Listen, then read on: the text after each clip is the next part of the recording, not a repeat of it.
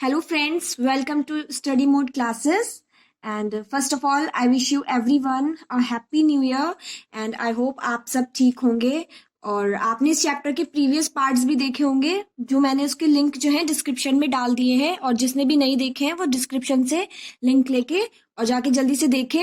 जिसने अभी तक सब्सक्राइब नहीं किया है प्लीज चैनल को सब्सक्राइब कर लीजिए क्योंकि इस चैप्टर के और बाकी के केमिस्ट्री के जितने भी चैप्टर्स हैं आपको सब चैप्टर्स यहीं इसी पेज पे मिलेंगे। ठीक है, नाउ अभी टॉपिक देख लेते हैं। Can matter change it states, मतलब कि क्या कोई भी मैटर अपनी स्टेट को चेंज कर सकता है या नहीं।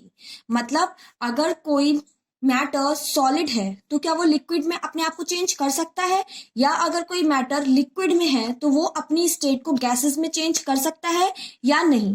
ठीक है, तो इस बारे में हम पढ़ेंगे। देखिए, मैटर जो है वो अपनी एक स्टेट को दूसरी स्टेट में चेंज कर सकता है, ठीक है, लेकिन उसके लिए कुछ कंडीशंस अप्लाई होंगी, जैसे टेम्परेचर एंड प्रेशर। अगर टेम्परेचर एंड प्रेशर डिफरेंट है तो अपनी स्टेट को मैटर चेंज कर सकता है, मतलब सॉलिड से लिक्विड में जा सकता है, लिक्विड से गैस में जा सकता है।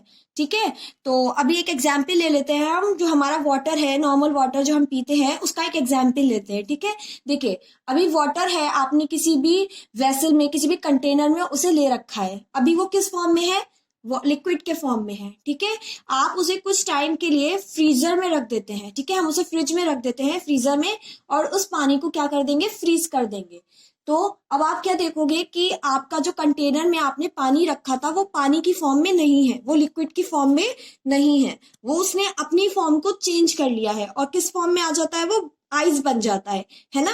तो और आइस किसका एग्जाम्पल है? सॉलिड का। ठीक है, तो इस तरीके से क्या हुआ, देखिए बाहर जो थी हमारा नॉर्मल टेम्परेचर डिफरेंट था और जब हमने फ्रिज में रखा तो वहां कूलिंग होती है, वहां टेम्परेचर चेंज हो गया। तो इसी तरह जब हमारा टेम्परेचर चेंज हुआ तो वाटर ने अपनी लिक्विड फॉर्म से अपने आप को किस में चेंज कर लिया? सॉलिड की फॉर्म में चेंज कर लिया। ठीक है, यहाँ पे टेम्परेचर डिफरेंट हो गया था। अब आप उसी आइस क्यूब को निकाल के बाहर रख दें कुछ टाइम के लिए, तो क्या होगा कि जो आइस का क्यूब है वो मेल्ट हो जाएगा और मेल्ट होकर के किस में चेंज हो जाएगा?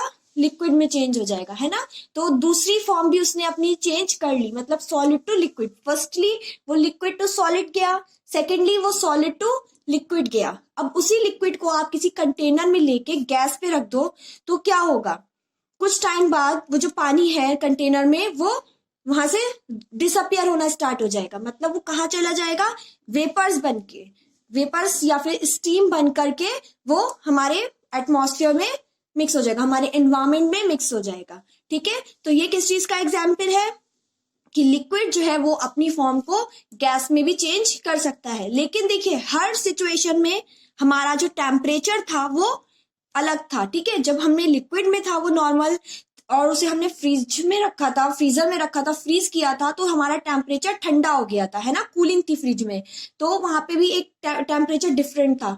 जब हमने उसे बाहर रखा तो थोड़ी नॉर्मल टेम्परेचर था हमारा, जो हमारा नॉर्मल टेम्परेचर होता है, वहां पे भी वो मेल्ट होकर के लिक्विड में चेंज हो गया, तो वहां पे भी टेम्परेचर डिफरेंट था।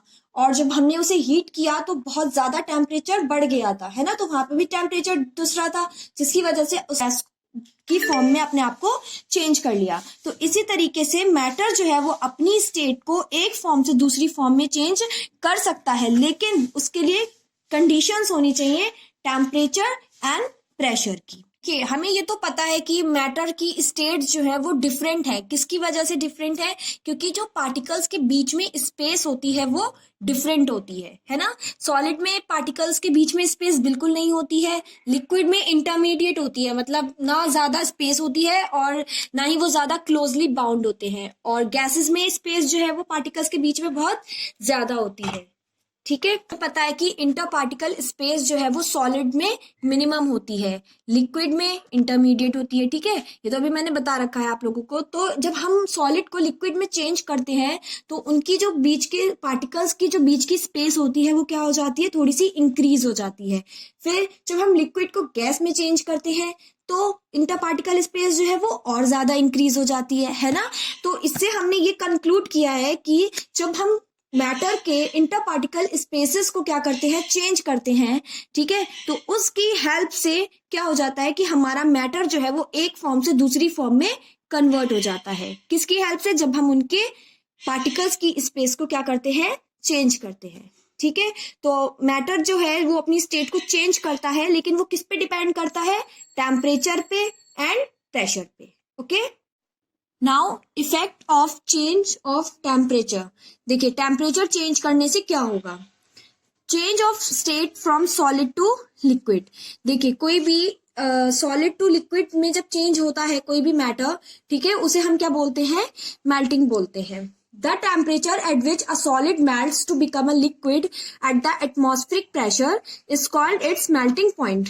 एक ऐसा टेम्परेचर जिस टेम्परेचर पे सॉलिड मेल्ट होकर के लिक्विड में चेंज हो जाता है एटमॉस्फेरिक प्रेशर पे, उसे हम क्या बोलते हैं? उस टेम्परेचर को हम क्या बोलते हैं?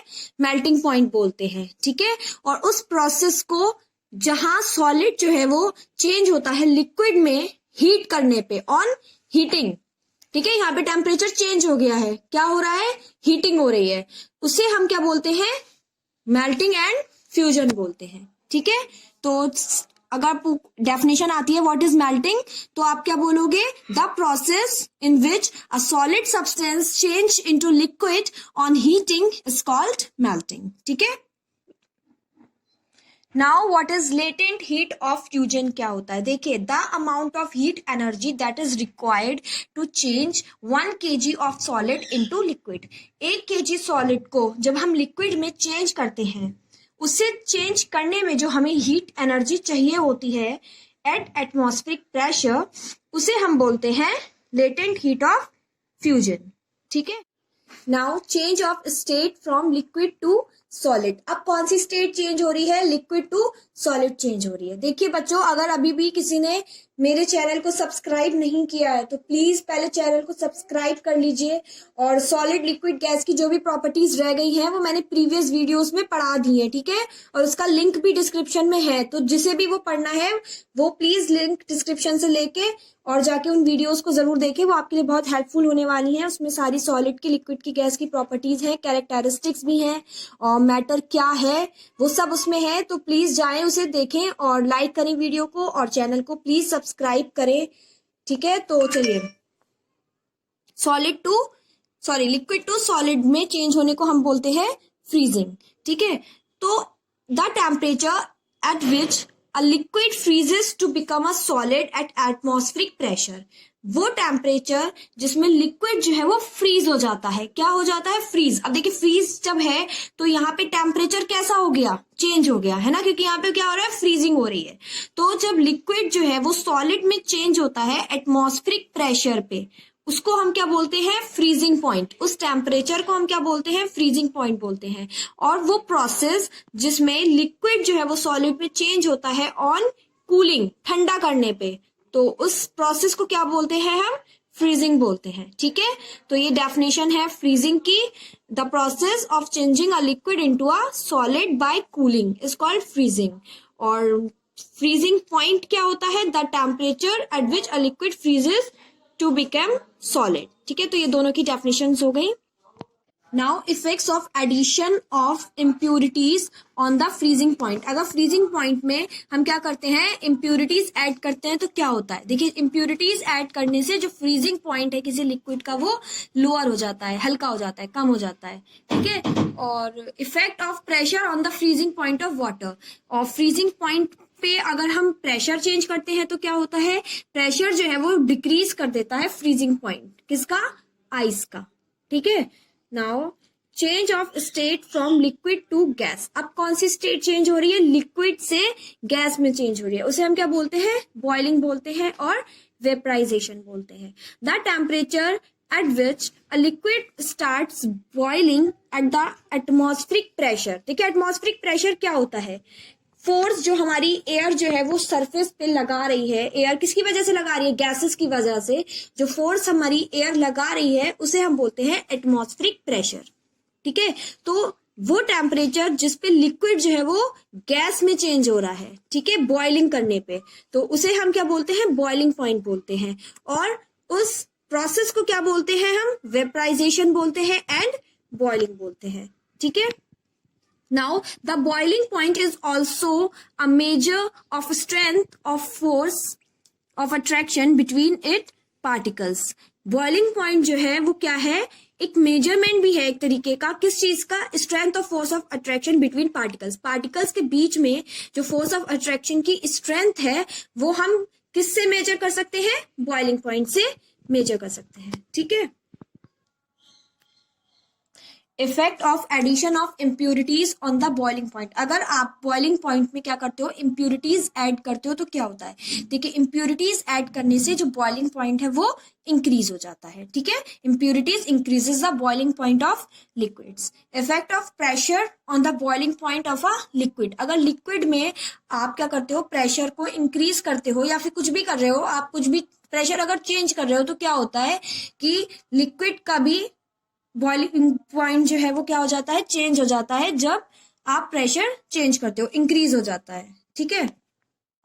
Change of state from gas to liquid. अब कौन सी स्टेट चेंज हो रही है? अब गैस टू लिक्विड चेंज हो रहा है, ठीक है। देखिए, अगर हम स्टीम को, भाप को क्या करते हैं? कूल करते हैं, वाटर वेपर्स को कूल करते हैं टेम्परेचर लोअर करने से, टेम्परेचर कम करने से, तो क्या होता है? वो जो स्टीम है वो कन्वर्ट हो जाती है, किस में कन्वर्ट हो जाती है? लिक्विड वाटर में कन्वर्ट हो जाती है, ठीक है। और इसी प्रोसेस को हम क्या बोलते हैं? कंडेंसेशन बोलते हैं। कंडेंसेशन जो है वो क्या है? बॉइलिंग का रिवर्स है। देखिए, बॉइलिंग में क्या करते हैं हम? बॉइलिंग में हम लिक्विड को गैस में चेंज करते हैं, और कंडेंसेशन में क्या करते हैं? हम गैस को लिक्विड में चेंज करते हैं, ठीक है। अच्छा, ये देखते हैं डायग्राम में क्या दे रखा है। देखिए, कोई सॉलिड स्टेट है, ठीक है, उसे हम क्या करते हैं? हीट करते हैं। हीट करने यानी कि मेल्ट करते हैं, तो वो किस स्टेट में चेंज हो जाता है? लिक्विड स्टेट में चेंज हो जाता है। फिर उसी लिक्विड को अगर हम कूल करते हैं यानी फ्रीज करते हैं तो वो किस में चेंज हो जाता है? सॉलिड में चेंज हो जाता है। जब हम लिक्विड स्टेट को हीट करते हैं तो वो किस में चेंज हो जाता है? गैस में चेंज हो जाता है। और जब हम गैस को कूल करते हैं, कूल मतलब कंडेंसेशन करते हैं, तो वो किस में चेंज हो जाता है? लिक्विड स्टेट में चेंज हो जाता है। Definitions of states of matter in terms of melting and boiling point। ये definitions दे रखी है। solid क्या है? A substance is said to be solid if its melting point is above room temperature। देखिए, किसी भी substance को हम solid कब कहेंगे?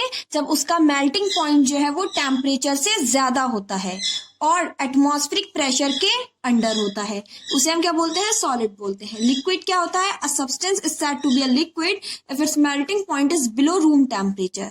अगर किसी सब्सटेंस का मेल्टिंग पॉइंट जो है वो रूम टेम्परेचर से नीचे होता है और अंडर एटमॉस्फेरिक प्रेशर के अंडर होता है, उसे क्या बोलते हैं? हम लिक्विड बोलते हैं।